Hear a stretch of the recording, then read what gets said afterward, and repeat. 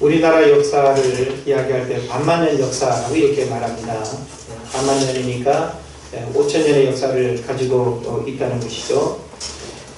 우리나라 역사를 우리가 보게 되면 처음 고조선으로부터 시작해서 오늘 대한민국 이름으로 살아가는 이 시대까지 참 많은 나라들이 있었습니다. 고조선은 여러분이 잘 아는 바대로 방군 왕검에 의해서 BC 2333년에 세워졌다고 이야기를 하죠. 그러나 이 고조선은 연맹왕국이었습니다. 다시 말하면 작은 부족들로 이루어져 있는 나라였습니다. 그러다 보니까 끼리끼리의 어떤 삶은 가능했지만 하나된 힘을 가지고 하나의 어떤 나라를 이렇게 힘있게 세워 나가는 일에는 여러 가지 어려움이 있었죠. 그래서 중국 한나라의 고조선이 멸망을 당합니다. 그러니까 한나라가 고조선을 멸망시킬 수 있었던 이유는 뭔가 하면 한나라는 중앙 집권적 힘을 가지고 있었어요. 그러니까 왕 한 사람에게 주어진 힘이 강했기 때문에 여러 부족으로 이루어져 있는 고조선을 이기기가 쉬웠던 거죠. 그리고 그래서 이제 고조선이 이렇게 멸망을 하고 난 다음에 고구려 또 백제 신라 등으로 불려지는 삼국시대가 열리게 됩니다. 그 외에도 부여, 옥조, 동예 등의 여러 이름들이 있습니다만은 역시 이 삼국시대도 시간이 지나면 하나하나 이렇게 멸망을 하고 통일신라 시대가 또 열리는 것을 우리가 보게 됩니다. 신라가 삼국을 통일하면서 이제 그 삼국시대가 통일시대로 바뀌는 거죠. 그러나 통일신라 시대도 시간이 지나면 이제 망하게 되면서 고려라는 이름의 그 시대가 열리죠. 그래서 고려시대라고 하면 통일신라 이후에 우리나라 이제 역사를 이어가는 그런 이제 배경을 가지고 있습니다. 그러나 고려도 역시 시간이 지나면 멸망을 하게 되고 그리고 조선이라고 하는 나라가 이어지게 되는 겁니다. 그래서 고려 1000년의 불교 역사 그리고 또 조선 500년의 유교를 중심으로 한 그런 역사를 우리가 이해를 할 수 있습니다. 그러면서 또 이 조선도 구한 말에 일본의 멸망을 당하면서 대한제국 시대가 열리고 그리고 또 광복 이후에 대한민국이라는 이름으로 오늘까지 이루고 있습니다. 이런 우리나라의 긴 5,000년의 역사를 우리가 살펴보면 망하고 또 새로운 시대가 열리고 또 한 나라가 망하고 또 새로운 시대가 열리는 이런 이제 역사의 흥망성쇠를 우리가 반복적으로 보게 되는 겁니다. 왜 이와 같은 일들이 일어났을까 하는 사실을 우리가 지나온 역사를 우리가 이렇게 살펴보게 되면 한 나라가 이렇게 망할 때는 그냥 망하지 않습니다.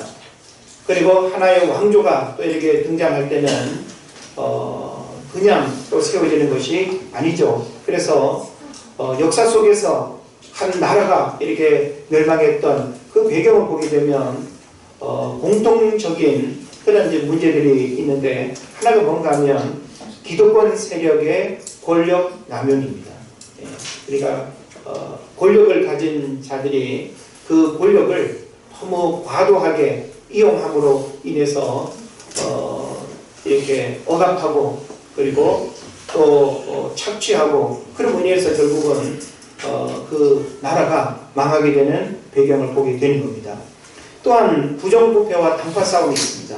부정부패는 물론 가진 자들이 더 많은 부정을 일삼게 되고 그리고 또 당리당략적 그런 이해관계 속에서 당파 싸움이 일어남으로 인해서 결국은 국가 경쟁력이 약화되고 나라가 망하게 되는 그런 문제를 봅니다. 그리고 또 탐욕과 쾌락에 빠집니다.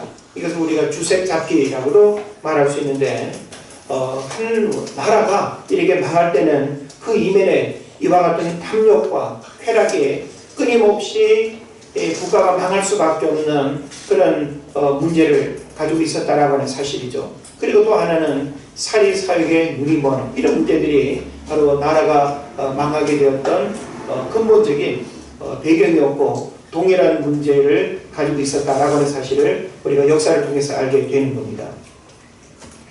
오늘 우리가 사는 이 시대를 가만히 살펴보면 정말 망할 수밖에 없는 이런 그 역사에서 우리가 배우게 되는 망할 수밖에 없었던 여러 가지 조건의 문제들이 오늘 지금 우리가 살고 있는 이 시대에도 동일하게 있다라고 하는 사실이죠. 그런 면에서 참 난세에는 영웅을 필요로 하고 또 정직하고 청렴하고 강직한 리더십을 가진 지도자를 필요로 하는데 과연 이 시대에 국민이 원하는 그런 지도자가 있는가 그런 사실을 생각할 때 많은 안타까움이 있는 것입니다. 구약성경 에스더를 보게 되면 에스더에서 여러 그 중심 인물 가운데 하만과 모르드게를 우리가 좀 생각을 해보기를 원합니다. 하만과 모르드게는 대조적인 인물입니다. 그리고 모르드게와 같은 인물이 오늘날 많다면 어느 나라든지 모르드게와 같은 인물이 많으면 많을수록 그 나라는 잘되고 부강하고 번성할 수밖에 없습니다. 그러나 반대로 하만 같은 인물이 많으면 많을수록 그 나라는 빨리 망할 수밖에 없는 문제를 가지고 있는 거예요. 그래서 우리가 성경을 보게 되면 이 하만은 굉장히 권력지향적인 인물입니다. 그리고 이 하만은 그 권력과 더불어서 그 권력을 이용해서 엄청난 부를 축적하고 그리고 왕을 능가하는 그런 어떤 권세를 누리길 원하는 그런 인물이 바로 하만입니다. 그래서 하만을 오늘 우리가 이 시대 누구와 견주어 볼 수 있는가 하면 최순실로 표현을 해도 전혀 틀리지 않을 겁니다. 그래서 저는 이 모르드게와 하만을 인물로서 우리가 좀 이렇게 살펴볼 때 모르드게는 여러분이 잘 아시는 바와 같이 왕의 생명을 위기에서 구한 공신입니다. 그러니까 한 나라의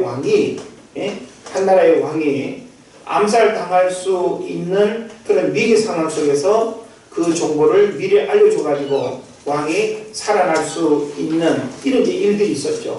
그러면 이 모르드게 같은 경우에는 그런 공적을 가지고 있다고 한다면 엄청난 급상승의 그런 지위와 신분과 또 권력을 가질 수 있는 그런 인물 아니겠습니까? 그런데 우리가 성경을 보게 되면 그런 공치사도 내색하지 않습니다.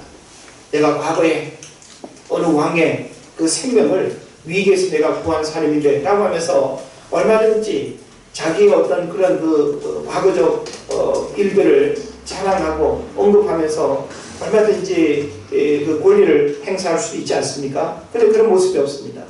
또 자기의 안일과 영화를 추구하지도 않습니다. 대단히 검소하게 그리고 보이지 않게 평범한 사람처럼 보여지는 그런 삶을 모르드게가 살아갑니다. 그리고 오직 하나님의 백성을 위해서 신앙의 종교를 지킨 인물이 바로 모르드게입니다. 이런 반면에 하만이라고 하는 인물은 어떤 사람입니까?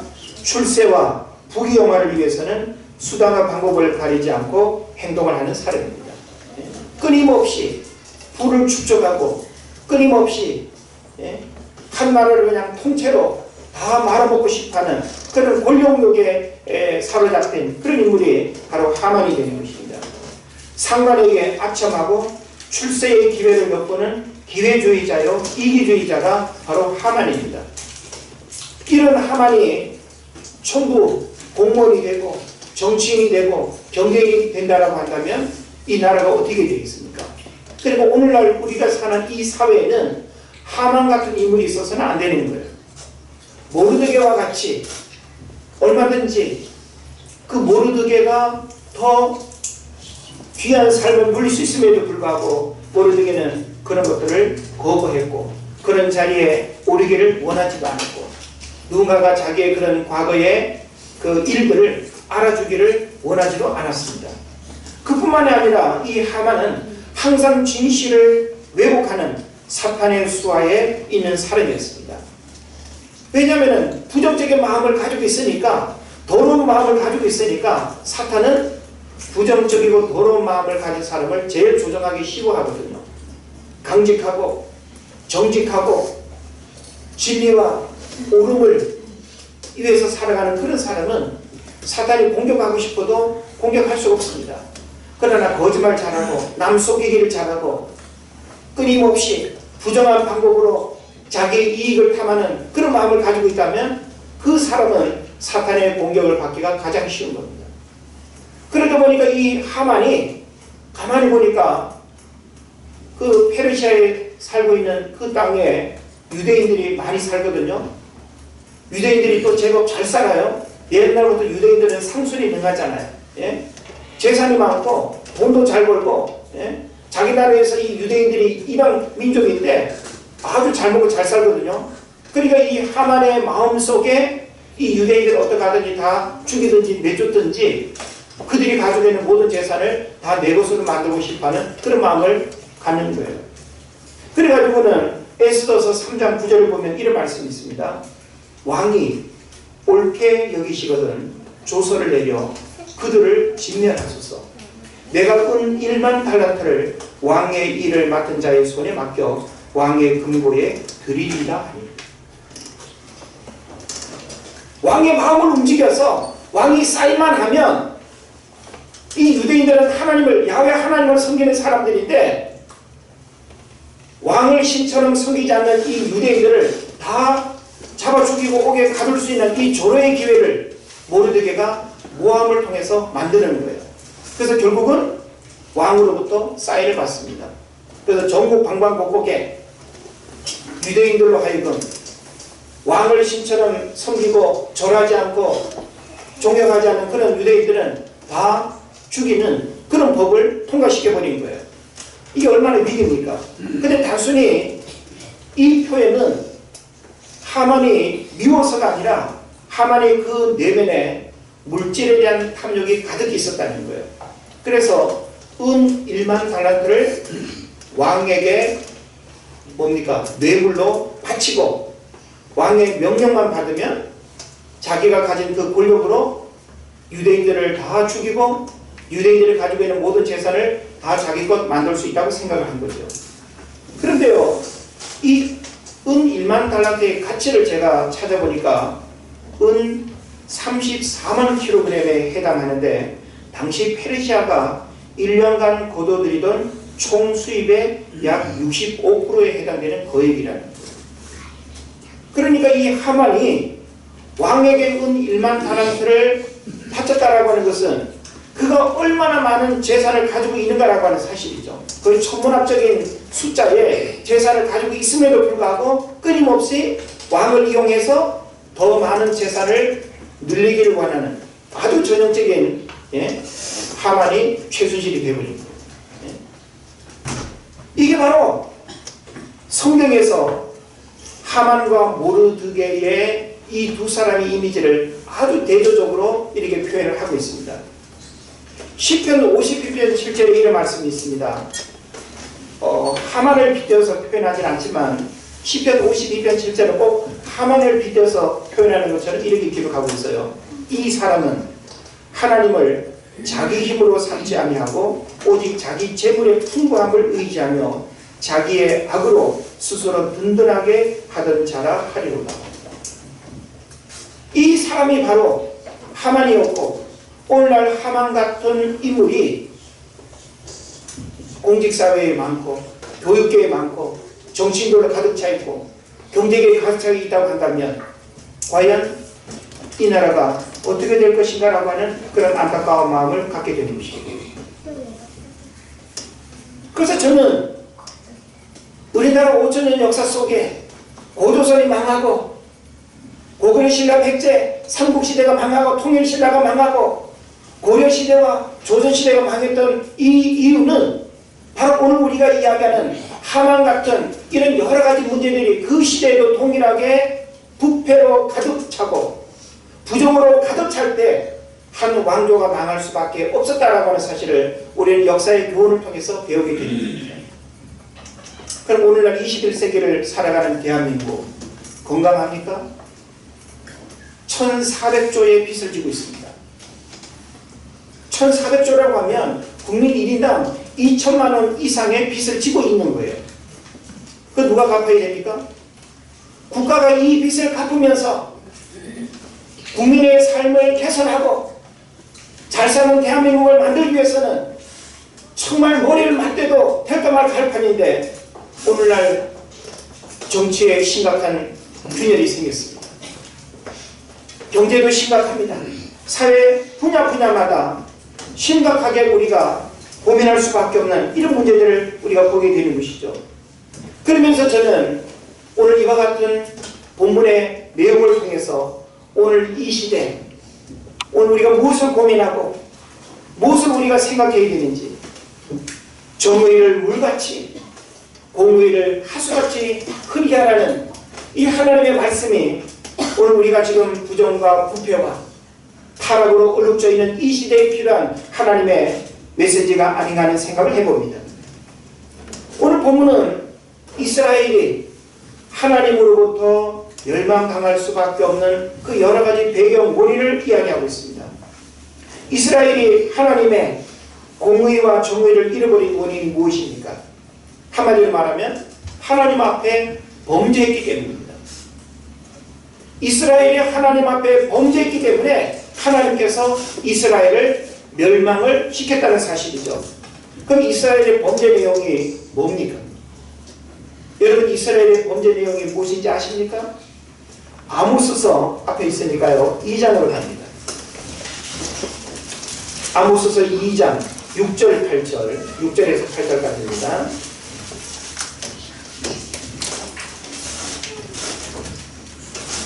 아모스서 2장 6절로 8절까지의 내용은 이스라엘이 하나님 앞에 멸망당할 수밖에 없는 이유, 하나님의 공의와 정의가 필요한 그 이유가 바로 이와 같은 문제 때문에 그렇다라고 하는 사실을 성경이 이야기하고 있습니다. 자, 우리 다 같이 읽을 텐데요. 아모스서 2장 6절로 8절까지 시작. 여호와께서 이와 같이 말씀하시되 이스라엘의 서너 가지 죄로 말미암아 내가 돌이키지 아니하리니 이는 그들이 은을 받고 의인을 팔며 신 한 켤레를 받고 가난한 자를 팔며 힘없는 자의 머리를 티끌모기 속에 발로 밟고 연약한 자의 길을 굽게 하며 아버지와 아들이 한 젊은 여인에게 다녀서 내 거룩한 이름을 더럽히며 모든 제단 옆에서 전당 잡은 옷 위에 누우며 그들의 신전에서 월금으로 얻은 포도주를 마십니다. 할렐루야. 사실 요 6절로 8절까지 내용을 좀 쉽게 풀어서 설명하고 싶은데 그냥 여러분이 이 본문을 읽는 것으로 그냥 이해를 하고 이 본문 속에서 여러분이 그 의미를 좀 잘 헤아렸으면 좋겠습니다.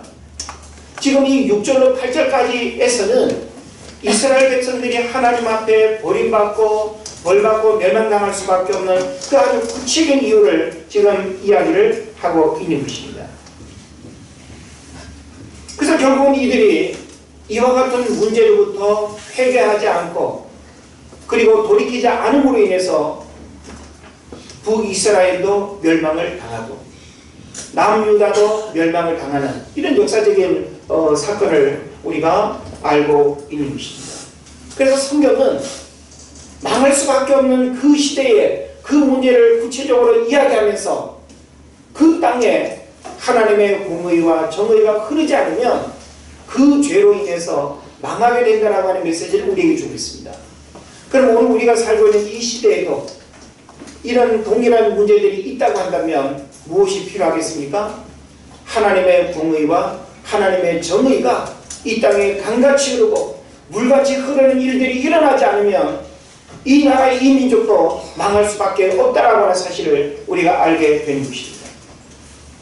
지금 우리는 나라가 누란의 위기에 있다라고 하는 사실을 모두가 공감하고 있습니다. 저도 어제 저희 두 아들과 함께 광화문 그 현장을 다녀왔습니다. 100만 명이 넘는 그 인파 속에 발 디딜 틈도 없는 그곳에 내 몸을 던지고 그들과 함께 호흡하며 그들의 소리, 그들의 감정, 그들의 아픔, 그들이 왜 그토록 소리치고 외치는지 함께 느끼는 그런 시간을 가졌습니다. 11월 12일 박근혜 하야와 퇴진을 외치는 100만 명의 목소리가 전국 하늘을 울렸습니다. 역사적인 사건으로 기록될 것입니다. 그 원인이 무엇입니까? 바로 전 국민이 불신과 배신, 절망과 분노의 감정을 추스리지 못하고 있습니다. 왜 이 나라가 이 지경이 되었는지 깊은 고민을 하지 않을 수가 없는 것입니다. 이제 우리는 마음과 뜻을 하나로 모아서 새로운 시대를 시작하고 새로운 역사를 펼치는 기회로 삼아야 될 것입니다. 내가 개인적으로 대통령을 좋아하고 어느 한 정당을 지지하기 때문에 그 모든 허물과 잘못도 아무렇지도 않은 듯 인정하고 문제없음으로 생각하는 것이 아니라 우리는 옳고 그름을 객관적인 입장에서 우리가 분별하고 검찰 수사를 통해서 들려지는 그 문제가 얼마나 심각한가라고 하는 사실을 우리가 생각할 때 더 이상 국가 시스템이 붕괴되고 더 이상 국가 지도자의 지도력이 신뢰받지 못하는 이 상황을 우리는 준엄하게 바라보고 국민의 역할이 무엇인가라고 하는 사실을 잘 깨달아야 될 것입니다. 그러기 위해서는 우리가 말씀 속에서 그 해답을 찾고 대안을 생각해야 된다고 하는 사실이죠. 이스라엘이 망하기 전의 모습은 지금 우리가 처한 상황과 다르지 않습니다.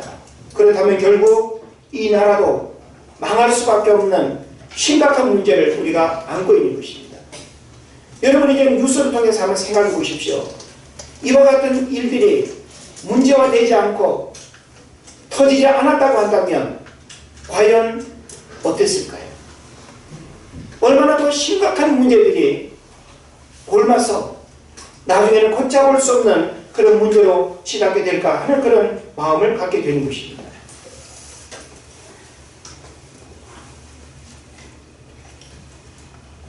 우리는 다시금 이 땅에 하나님께서 우리의 상처와 아픔을 치유하고 그리고 진정 하나님의 살아계심의 역사를 경험할 수 있는 그런 일들이 우리에게 일어나야 된다는 사실을 함께 생각을 하게 되는 것입니다. 오늘 우리가 읽은 아모스 5장 본문 말씀이죠.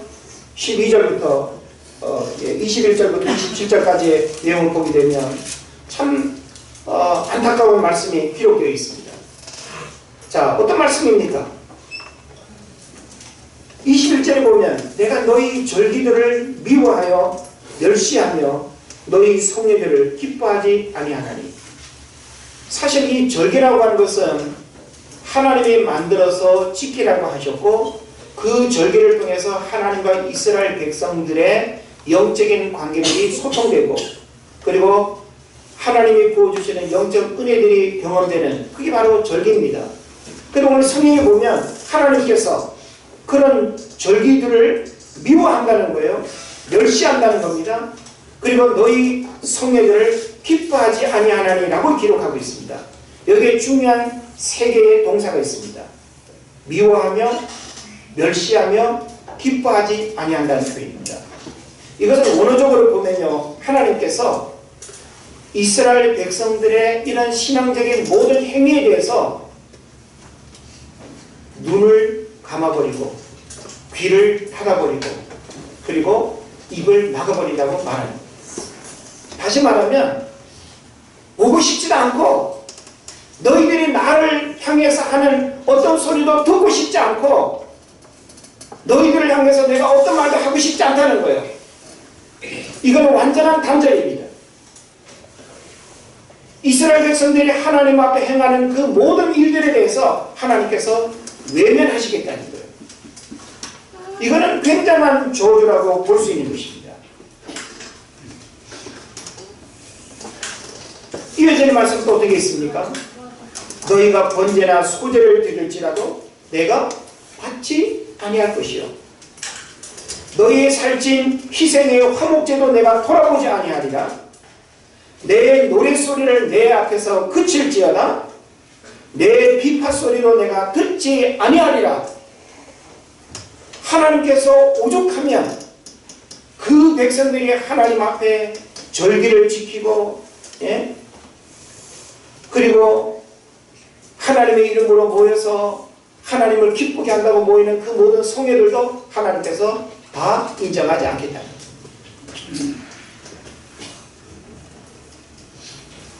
하나님을 향한 모든 예배와 헌신과 일체의 신앙적 행위를 하나님께서 한마디로 가증스럽게 여기신다는 것입니다. 오늘 우리가 지금 하나님을 예배하는데 이 예배를 하나님이 안 받으시고 하나님 앞에 드리지는 헌금 다 필요 없고 하나님 앞에 기도하는 거 다 쓸데없는 짓이라고 그렇게 하나님 하신다면 이 신앙의 허탈뿐만 아니라 하나님 앞에 버림받게 되는 이 문제가 얼마나 심각한 일들이 되겠습니까? 그래서 저는 지금 하나님께서 이 21절, 22절, 23절에서 이야기하는 이런 내용을 우리가 잘 살펴보면서 정말 하나님은 오늘 우리에게 뭘 말씀하시기를 원하는가를 우리가 잘 깨달아야 됩니다. 오늘 우리의 마음과 그리고 하나님 앞에 보여지는 우리의 외적인 모습 가증스러우면 안 됩니다.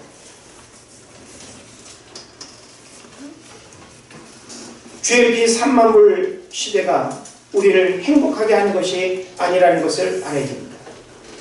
OECD 국가 중에서 여러 가지 1등을 자랑하는 것이 힘있는 나라가 아니라는 것입니다. 세계 10대 대형 교회가 한국에 있다고 해서 영적 축복을 받은 게 아니라는 것입니다. 5대양 6대주에 약 3만 명의 선교사를 파송하고 후원한다고 하나님이 기뻐하지 않으신다는 겁니다. 겉으로만 화려한 대형 집회와 퍼포먼스처럼 그려지는 군중 집회로 영광을 받지 않으신다는 것. 이게 바로 오늘 본문을 통해서 오늘 우리들 신앙의 허와 실을 고발하는 것입니다. 진정한 하나님의 공의와 정의가 사라진 우리의 형식적인 모든 예배는 하나님이 받지 않으신다는 것을 우리에게 가르쳐주고 있습니다. 그래서 이스라엘이 정말 미워해야 할 일에 대해서는 미워하지 않고 증오해야 할 일에 대해서는 증오하지 않고 하나님이 정말 원치 않는 그런 일들에 대해서 마음을 빼앗기고 거기에 관심을 두고 있다라고 하는 사실입니다. 아모스서 5장을 한 번 더 보십시오. 5장 10절입니다. 5장 10절에 무리가 성문에서 책망하는 자를 미워하며 정직히 말하는 자를 싫어하는도다. 이러면 안 되겠죠. 예? 아모스서 5장 15절은 너희는 악을 미워하고 선을 사랑하며 성문에서 공의를 세울지어다.